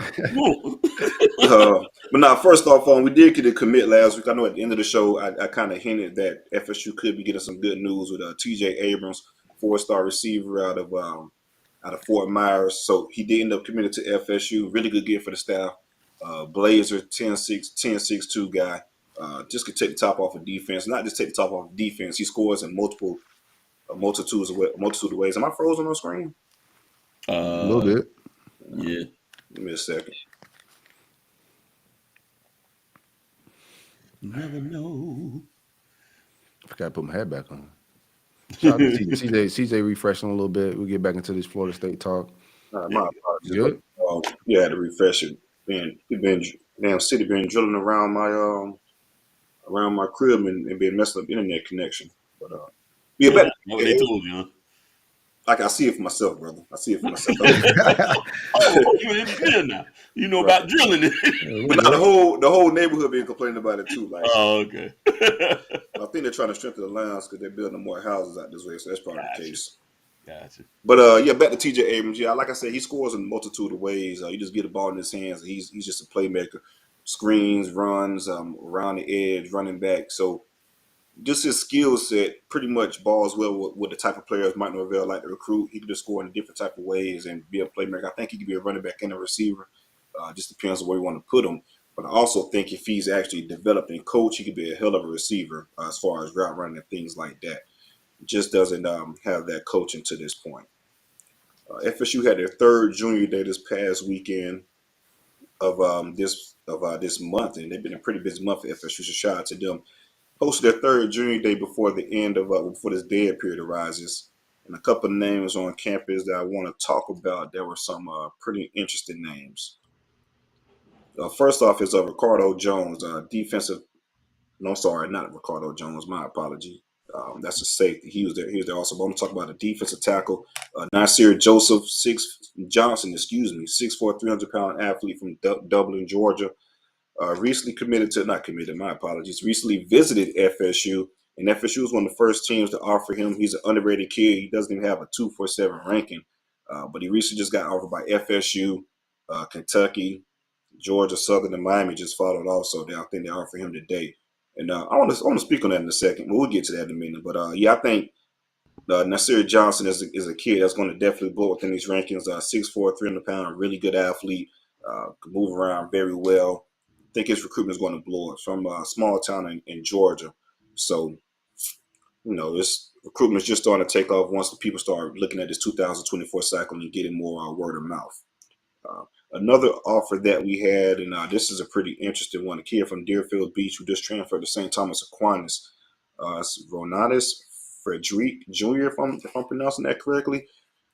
Really big time athlete. Played both ways for Deerfield Beach. 6 foot corner. Played receiver as well. Physical guy. He had a lot of some clips on his highlights, checking Hakeem Williams and doing a really good job in guarding Keene. So I think he's going to be a really good player. And this is funny, man. I don't know, man. I've been peeping this, man. Miami been offering a lot of kids right to FSU offer these boys. I don't know what kind of scouting these boys been doing, man. But I don't know, bro. Like Nasir Johnson, we offer him. You said what? We'll let y'all do the scouting for us, man. That's cool, bro. It's just crazy. Like Nasir Johnson, y'all offer him right after we did, which is cool. He's a South Georgia kid, yeah. But Frederick Jr., this kid from South Florida, y'all offered him after we offered him, so that was a little funny to me. And Jamori Flagg, the defensive end commit, he was recently offered. He's from Miami as well. He was recently offered by Miami as well, also. Man, we got so many offers. I didn't even see that one. Like this, we got a plethora out there right now. But now Jamori's recruitment's kind of taking off. I know Penn State offered him. I think Florida offered as well. In Louisville, Penn State has, of course, Manny and Sater as far as the South Florida connections, and then Louisville holds on staff. Flagg is committed, right? He is committed. Yeah, we offered him like a year ago, but he committed for like a couple weeks ago. I don't want no more flags on my team, so don't worry about it. I'll call them. Yeah, play more flags this fall. Yeah, we got a flag on. I was talking about Corey Flag, but that was a good one too. We got Corey Flag. Nah, I don't even know if he's going to start again next season. But go ahead. Go ahead. What else you got there, bro? Yeah, my bad. Jared Smith, 5-star defensive end for the 2025 cycle. He was on campus. BJ Gibson, 4-star receiver out of 4-star receiver, visited campus. He also visited the baseball program as well. He's a pretty big baseball prospect. It was interesting to get him on campus just to see where we kind of stand with him. I think that recruitment would be something to watch. Say he plans to get back soon. He was also he's a recent decommit, from the Tennessee baseball program. LaWayne McCoy, another 4-star receiver out of Miami Central, third visit at FSU so far. He said he plans to come back in the spring with his family. This is another guy that UM just offered. They offered him like a couple, like end of January. He's right there in Miami. He's at Central. Well, I see what you're doing now. So now I don't got to do my offer list. I appreciate it. That's 2 for 1. That's 2. Whoever y'all offer is a good chance we offer 2. Go ahead. He damn sure on my list. Oh, really? Yeah. Yeah. How nervous are you to get into battles? I'm glad that our battles with Miami are like simmering down a little bit. You know what I'm saying? Shout out to whatever lawyer was in the middle of it. But our battles with Miami, I don't think gonna be intense this fall, bro. I think we had somebody in our game. We've been battling Miami. We've been battling Miami. I think pretty much since Mario was hired for a lot of cats. Wesley Bassett, he was a battle. But Tatum Bethune, he was a battle out of the portal. We've been battling him out of the portal as well for Daryl Jackson and some other guys. Bag slap a little different with the high school. I don't know, man. We've been kind of going at it with Miami. We got him for Keene. We got him for Hussey. We got him for Edwin Joseph. They got us for both Browns, and of course we kind of knew, we've been saying all along on the show, but nevertheless we definitely put the resources in and went all out for him. But the defensive end, remind me that Joe Blank that you guys got. We saw happy birthday. Bain. Yeah, Ruben Bain. They got us for Bain Y'all as saw well. him too? I know y'all saw him. No, it's not him. His mom. That's right, mom. But so we've been pretty much. It's been some good battles with mine. I need my son to hoop. I'm gonna make somebody sing to me, bro. Took him out to ate some big steak, sawing them arm all while he was committed to Miami. I need my son. I did. You gotta get. I want my son to be great, so I can fucking have the fucking Nick Saban singing to me, bro. What you want him to say? Happy birthday. I want him to sing the black. Nick Saban dancing. Happy birthday to you. Happy. I want the black one. I don't want black version. Give me the regular joint. You want him to say Uncle Silk or Corey? Yeah, you got to stay. Sing 50 Cent. Sing that shit to me. Yeah, either that or Stevie. Those are the only two. Right. Oh man. Walter Matthews, a 4-star top 200 tight end out of Georgia. There's been a trend of getting these Georgia tight ends on campus. Yeah, them boys. Georgia's fucking stacked, man. I said it before. I really think. I said they were second to Florida, but that shit's getting close, man. I ain't gonna lie to you. It's getting real close. Georgia got some players. Yeah, they got some killers out there. Yeah, Walter Matthews, 4-star tight end. He was on campus. They don't be diva out either. They be like, we got some divas in Florida. In Georgia, they're a little bit. Boys in that Bible Belt, they don't be with all the shenanigans with their recruiting, I don't think. Right, especially like South Georgia guys, and then of course you got the Atlanta area kids. They're more city, but like the South Georgia guys, them kids, country and straight by business, man. Yeah, Walter Matthews, 4-star tight end. Really good to get him on campus. Say he plans to be back pretty soon. Ohio State and Michigan are others that's in this recruitment. Gavin Nix, top 100 linebacker for the 2025 class out of IMG. His dad got some Tallahassee ties. Y'all might need to pull up on that. That's Pat Nick's son, ain't it? Oh, really? Yeah, that's Pat Nick's son. Okay, sure. Man, that's what's up. FAMU grad. Yeah. But yeah, he did say his real early in recruitment. He's a 25 guy, but FSU is definitely in it. But we'll see how it plays. I'm pretty sure a lot of kids will be going after, not a lot of kids, excuse me, a lot of schools will be going after him rather. Really good linebacker out of IMG. Nycard, this kid, I like his film. You sent me his film. Yeah. I'm so fucking high on this damn kid, man. So Georgia commit says recruitment is pretty much wide open. He said he definitely plans to be back in the spring. Really good relationship with Norvell and Dugans. Just hit the visit off. But yeah, going back to what Silk was saying and kind of what I was saying there, man, this kid film he's so damn good. He's probably one of my favorite receivers within this cycle. Explosive guy, very fast, really good route runner, in and out of breaks, quick off the line. And he knows how to run routes, knows how to play receiver. You can tell he has good coaching there at Colquitt, kid out of Georgia, and they're loaded as well. That's what Logan Thomas is at. Is it not? It's not Logan Thomas. It's Logan. 5-star tight end that's committed to Georgia. I don't think it's Logan Thomas though. Excuse me. That's the quarterback out of Virginia Tech. Yeah, I'm about to say you think about Virginia Tech tight end. Definitely fucking up a name. But yeah, shout out to Logan, that kid. But again, that program is loaded. He just understands how to play receiver. He's really good in and out of his breaks. Quick off the line, understand how to get open. And if you look at his film, he gets open in a multitude of ways against different coverages, does different things. I mean, this kid he's fucking electric, man. There's a lot of passes to where the quarterback underthrew the ball, and if he had like a legit, D1 quarterback, or if he was in the college situation. Landon Thomas. Okay, Landon Thomas. But yeah, it's a lot of throws on his film, a lot of plays on his film. Rather, if the quarterback just leaves him, it's a 60, 70-yard touchdown. He's still running. I'm really high on this kid. He's probably my personal favorite receiver within this recruiting cycle. Nycard. So that'll be a recruitment to definitely follow. And I think Georgia, Georgia, they're on a different level recruiting wise, man. They might be taking some guys that may be a little bit higher on their board down the stretch. Man, you just never know how that plays out. But Nycard is a guy that I'm really high on personally, and so is the FSU staff. Ricardo Jones, 4-star safety out of Georgia. Like I said, Georgia's a thing, right? 6'3", 200-pound kid, top 100 type of guy. He spoke very highly of Norvell and Patrick Surtain. Say he definitely wants to come back for a spring practice. When asked about what does FSU stack up within his recruitment, he said it's definitely up there at the top. Excuse me. Michigan, Tennessee, Texas, and Auburn, some other schools that's battling for his services. That's all I got from this past weekend. FSU did introduce Patrick Surtain today. He had his first media availability. This one quote that kind of stood out to me in this regard to recruiting in South Florida. So I know all the kids. I know all of the coaches. I think those kids down there respect what I've done in the past. I think they seen Florida State is up on. Excuse me. I think they see that Florida State is on the up and up. So shout out to that. And also FSU, the ACC rather, they did release the schedules for the 2023 season. Did y'all drop y'all still? Yeah, I don't think SEC dropped theirs. SEC not quite. No. Okay. So to start it off, first game against is of course against LSU. Game 2 is against Southern Miss. Game 3 we have Boston College. And this was pretty interesting. We haven't played them. Boy, starting 0-3 right there, man. Ooh. Love it. Big 3-0 vibes, man. But this is interesting though, man. We got Clemson in September. I don't know the last time we played them this early. That was really interesting. Got in the 4th game of the season.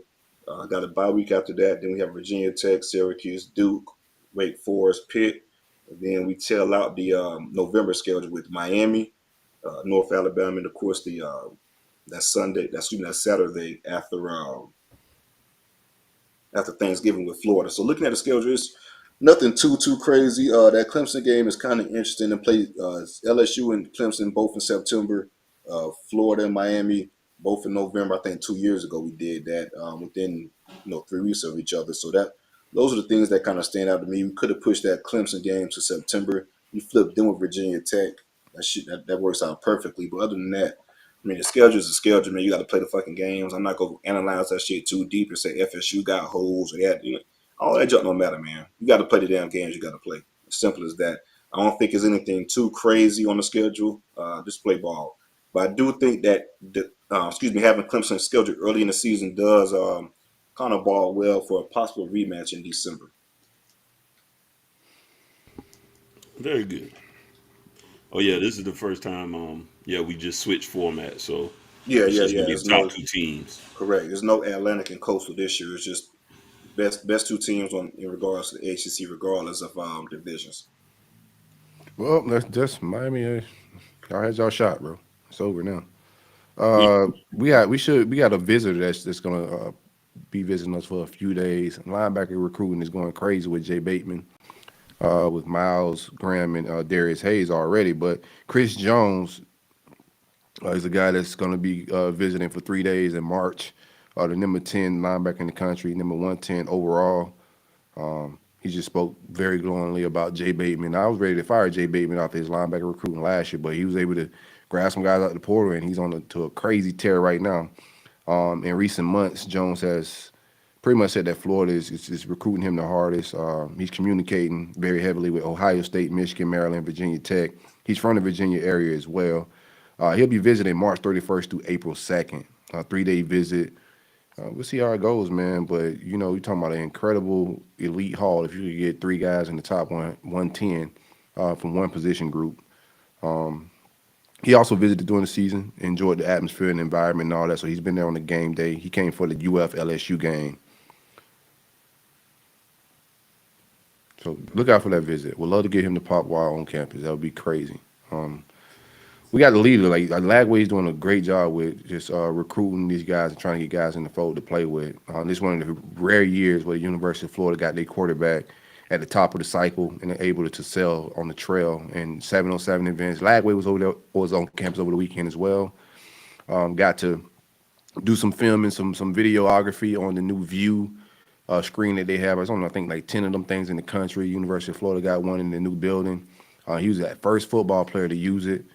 But Lagway's doing a great job of just recruiting, and the staff is doing a better job of identifying the guys that don't have NIL as the leading factor in their recruiting. I think it's going to be very imperative going forward is identifying who's like I thought the Poncho Pancake guy was a waste of time, just knowing like how important NIL was. And I thought more towards the end, like hindsight is always 20/20, but I thought he was just driving up the price more than anything, and just looking at how we have to handle NIL and getting in one-on-one battles it's very important to know like how much of this is going to be predicated on NIL. So, y'all boys good? Take it over to Coral Gables. Yeah, do your thistle. All right. Ain't got too much. CJ went over my recruiting list. Went over my offer list, so he ain't got to do too much of that. But Mario piggybacking, man. Mario ain't doing no real hey, eval. He said, "Oh shit, that's who Mike got. That's what I want." Sometimes it's just an easy way to do it. You look at the film later. Mike blew me out, man. Whoever Mike after, that's who I'm after. Hey, listen, you offer Tuesday, offer Wednesday. None of these committable right now. Yeah, that's what he's saying, right? Offer Tuesday, offer Wednesday. Hey. All of it's like we judge these kids by who their offers are. So you should be I like to see other programs follow up these offers, or it looks a little creepy, right? But it is kind of weird though. I'm just like for South Florida kids in general, like it's for the emphasis that we think Miami's trying to put on it. Yeah, there's no way that we should be offering these type of kids first, like especially a kid at Central. Like, damn. Right. Yeah, I was in your backyard. I took a glimpse. Central is the premier program down there. Like, right. But see, then outside of like some, there are no sleepers at Central. His offers ain't quite up there yet, anyways. So I do think it's I definitely think it's some copycat stuff, but it happens. Trust your evals, baby. Trust your evals. Yeah, we trust your alls too right now. Them boys working hard right now. All right, go ahead and throw them off. Somebody look at this tape next week. But real quick, I'm going to give a couple of just quick shout outs. I think it's important. Miami is the national champs in community service. I think that's important to give back to the community. That's something that they have emphasized there quite a bit. Y'all changed the name of all-season champs. What is this? Community service champs. Who gave that out? Are y'all riding around with that cars? Helper. So they the sponsor. But yeah, it's like a thing they actually been tracking it for a while, where they track community service hours. Basically, right. Miami is real active in that, and I do think that's important. We previously, and I'm sure we'll do so in the future again, or we'll attempt to do so in the future. The roll up has been philanthropic, so we'll get back in that bag a little bit, some too. So I did want to highlight that. I know it's kind of it's tongue in cheek, but I do think that is important. And they've done a great job over the past few years of really doing a lot to give back to the community. So sure. I do want to highlight that quickly. And also, I'm not going to go down the names, but Miami had 12 all ACC academic guys from the football team. I'm not going to name all the names right now, but again, some of these you have to remember most of these guys are going pro in something else. So I do salute the young men who get in there and take care of that as well, because you got to be realistic, keep your options open. Football will not be the future for everyone. All right. With that said, there's a couple of offers out there. There's so many that they plaster in the walls. Just every which way you look, and there's just offers out there. So I'm realizing, even in hearing some of the ones you saying, I was like, man, I didn't even see that on my list of the latest offers. But a few that I did pick up from this last week, since we last convened, Mylan Graham, 4-star wide receiver out of New Haven, Indiana. He's right now, I think, he's Chris Ball to Ohio State. When there with Auburn, man. Early. Yeah, he probably, less room, just too full. LaWayne McCoy was that's the name you brought up earlier, right? Yeah. Yeah, McCoy. See, are y'all? Do you know if y'all recruiting them at corner or wide? Receiver, but I do know we got two. They want to take 4. We got 2 spots left, and that's a conversation that's going to have to be had as far as once you start filling out the class. Yeah. Yeah, I mean, 'cause he's 6 foot 170, so he's got pretty decent size. But some people think he play both sides. I'm not exactly sure how we're angling him. I think we may be going about it with the same approach. The one thing that I absolutely noted, I think I brought it up last show, is that we have a lot of offers out there right now for cornerback. So they're trying to shore that room up, certainly. So I'm assuming, we would just probably try to do the same thing, get him in the fold. If we have some guys that help us fill out that wide receiver room needs to improve quite a bit as well, as far as the recruiting stance. So they, I think they'll get them in if they can, and then make that decision later on. But which way to play him? yeah, where exactly he'll fit in. Chris Wheatley Humphrey, he's out of Dillard. Right now, he doesn't. 247 doesn't have him with a ranking. His offer sheet though is right now is got FIU, Florida State, Georgia Tech, Louisville, and Maryland. So I thought it was a little interesting. He didn't have any stars as of right now, but just a name we just got out there and offered. Keep an eye on that one.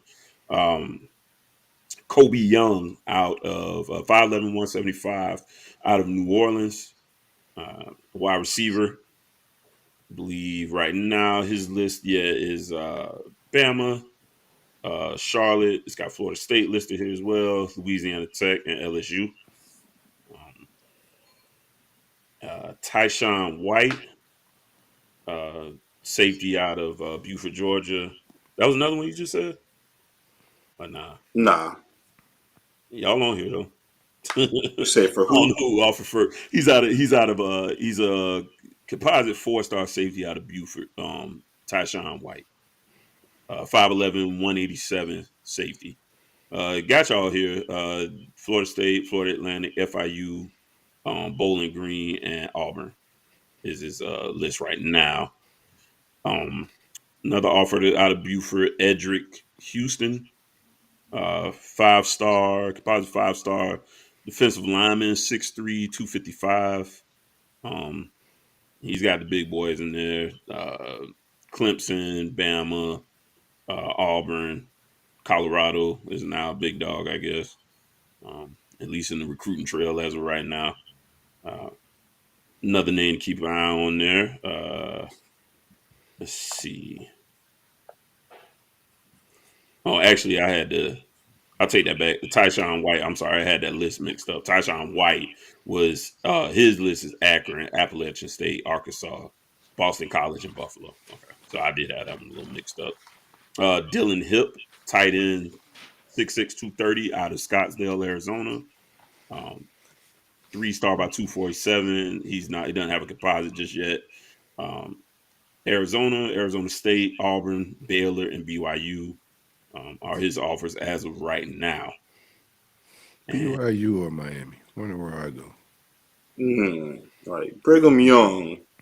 Hey man, they get South players. Beach. They get players, man. They do, man. Arizona's on. Yeah. Save guys. Yeah. Yes, man. Trying to be saved. Maybe they just, he know my heart. Them kind of guys. Right. You ain't supposed to drink caffeine or nothing at BYU. Chocolate, none of that. Definitely no cheats. But we do have, like I said, there's the offer spreadsheet is got to be out of this world. Those are the latest ones that I highlighted. I was able to catch from this last week. Our schedule dropped as well. Obviously, I'll run through that real quick. Kickoff with Miami of Ohio at home, Texas A&M at home, Bethune at home. Hit the road to play Temple. Man, he must have made that during the algo. Remember when the hell we scheduled that game? Georgia Tech at home, UNC on the road. No, I think that was announced like right after that Manning situation. Seriously, I think so. Yeah. Can't believe we're going to Temple. At UNC, followed by Clemson. At home, Virginia at home. Hit the road to play NC State. That's when that schedule get a little tough. NC State, FSU. The next week on the road, we'll head back home to Louisville, and then finish the season at Boston College. Isn't it 3 road? Isn't it 3? Y'all got Louisville at home? Isn't it NC State, FSU, and Louisville all on the road? No, 3 out of the last 4 on the road.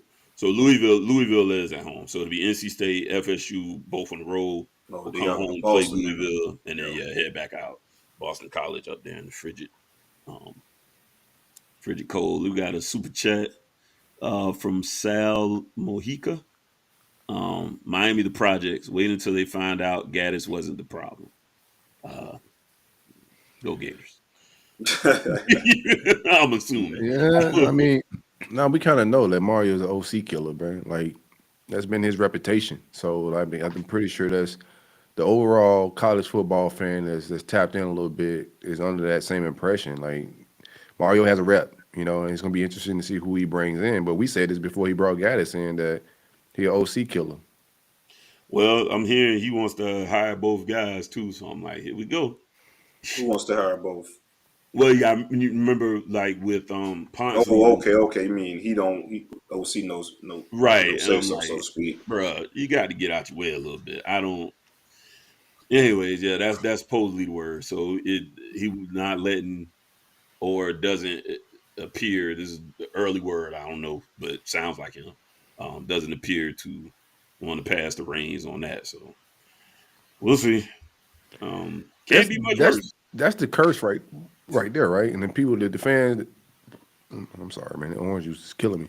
The fans the UF fans, there's some Gator fans that want Billy to get an OC, and then you become Mario. Like whoever you're predicated and you're cornered into whoever your OC is. That's your offense gonna change every single time.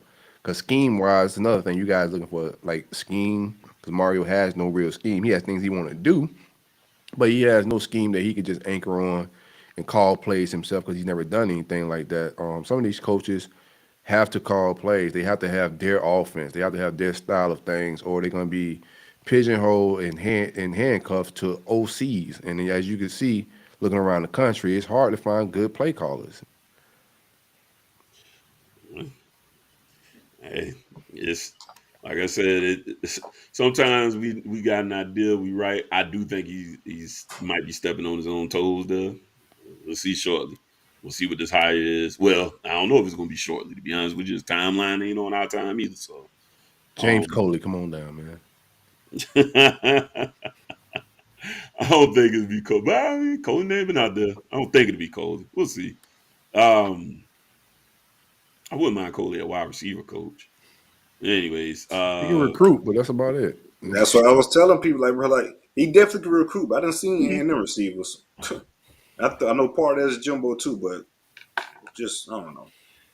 Well, y'all do need bodies in the receiver room. I will say that, so he can bring the bodies in now. Was he the tight end or wide receivers with them? He was tight ends for us. Tight ends. For FSU, he was tight ends.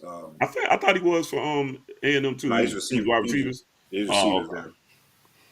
Well, yeah, who knows? Because then you got that antiquated offense as well. So it could be just a mixture made for failure. But that's all we really got. We got the spring schedule came out. I know some Florida fans was upset that the game was on a Thursday, I think. I think ours is on Friday. Which Friday? Same week? Yeah, it's Friday the same week, and then the big boys play that Saturday. Yeah. I'm not going to the spring game more than likely, so I mean, it is what it is. Yeah, this is my take. Like, I know there's some mad Florida fans, and a lot of these people don't even go to games and they be pissed off. But I need these guys to get guys. I wasn't gonna go in, man. It's concert season. I'm going to see. Once I seen the dates, I wanted to go. I'm not gonna lie to you. I would have went if it was on a weekend that was free. Easter's in April, like the wife's birthday's in April. A lot of shit going on in April. My brother's birthday, a lot of shit going on in April would kind of throw my vibes off a little bit. But I would have attended if it was on the right Saturday. But I think the most important thing is to get the roster right and the recruit. And I think that game is on Thursday 2 years in a row for recruiting purposes. Georgia's off of Natty. Bama is Bama. The most important thing right now is getting recruits and gaining relationships and getting kids on campus. So like the ego shit, I know a fan, you got 100 staffers, we Florida. That shit sounds good on paper. Yeah. It sounds good on paper, but Georgia's back to back. And if they got their shit that Saturday, I'm going to tuck my chain in. Yeah. You know what I'm saying? You have to sneak attack them. I mean, that's just what it is. Move wisely. Like you say, kill your ego. You can keep thumping your chest, but Like I say, them 10 titles and motherfuckers at stuff that bitch. they started getting the Four players business. at your shit, man. You fuck around trying to get Yeah, 5 yeah, stars. right. Like you don't want to compete with them. They just landed Ellis Robinson, Right. 5-star cornerback. They just landed him earlier while we were recording. So I You get the mean, Georgia boys out the group chat, man. hey, I'm telling you, hey, listen, they big dog right now, man. Just gotta accept your role and understand that it's a way to get back in it, but trying to go head to head right now probably ain't the best idea. Yeah, We're gonna go to head with them. We already got Bowens. I know shout out to Loafer, man. He ran a helicopter too to pull up the Bowens. Yeah. A lot of traffic, but the vibes of Kirby coming and bully us like he was bullying Mullen is gone. You know, he gonna get what he get, but he not just taking what we want like that. You know what I'm saying? Like guys that are committed or guys that are about to visit us come in and swoop on them right before they come visit or right before they commit. Those vibes are gone.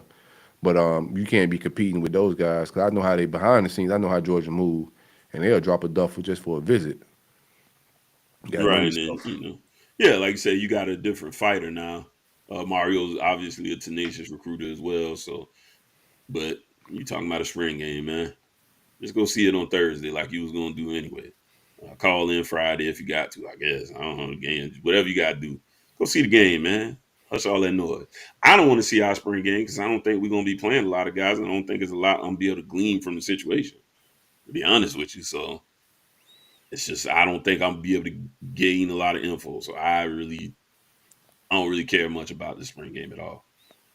I think we'll be holding a lot of people out, getting some people back healthy, and you know, it's gonna be like exhibitions and workout. I mean, it is an exhibition, so yeah, whatever the case may be. I think that's it, man. Yeah, man, that's it, man. One time for the great folks at MVPsports.ag. If you're gambling, you're in that world, Super Bowl is on the horizons, go ahead and visit MVPsports.ag. Use coupon code ROLLUP for 100% deposit match every single deposit, man. Maximize your winnings. MVPsports.ag. Like and subscribe to the channel. Show us love. Tom Brady retired, man, on the way out of here. Shout out to the GOAT, greatest of all time. Second retirement in the last couple of years. Say for real this time. For real. Yeah. No doubt. Shout out to Brady though, man. This year was not worth it. You should have stayed retired the first time. But I've seen some stuff about that being it wasn't just a football move, and also like even his divorce, I don't think was just a football move. I think he got caught up in some of the financial crisis that's going on around the world. I do know he was kind of pissed too that the retirement kind of got leaked, so to speak, last year. That may have led some fire to all that too. But that is weird though. That especially how the season played out. Just he wasn't really too healthy. The team wasn't that good. Just right. Weird situation in Tampa. But regardless, though, man, hell, it's crazy because last year he was playing like at MVP level. Like he had a great season last year. So shout out to the GOAT, man. One of the greatest athletes of all time, but the greatest football player to play the game, man. His accolades speak for himself. It's one of one, man. Shout out to Brady. Already. We out of here, man. Appreciate everybody for holding us down. I'm a little under the weather, but I think we did a good job. Podcast felt good, felt amazing. Everybody be safe out here, man. You know, like, what's the guy's name? I don't want to say the wrong name, but I'm sorry, man. Give me 1 second. Tyree Nichols. I just wanted to send prayers and condolences out to Tyree Nichols out of Memphis and just the whole Memphis area. Even in Atlanta, there's a lot of like unrest around the country, man. Just want to send a lot of love. You know, just watch, move light, man. You know, stay prayed up, spend time with your family and your loved ones. Always tell people you love them, the people that you love, man. You just never know. But prayers out to Tyree Nichols and the family out there in Memphis. Terrible situation. Yeah, man. No doubt. All right, we'll leave on that note. Taylor Gang, get us out of here.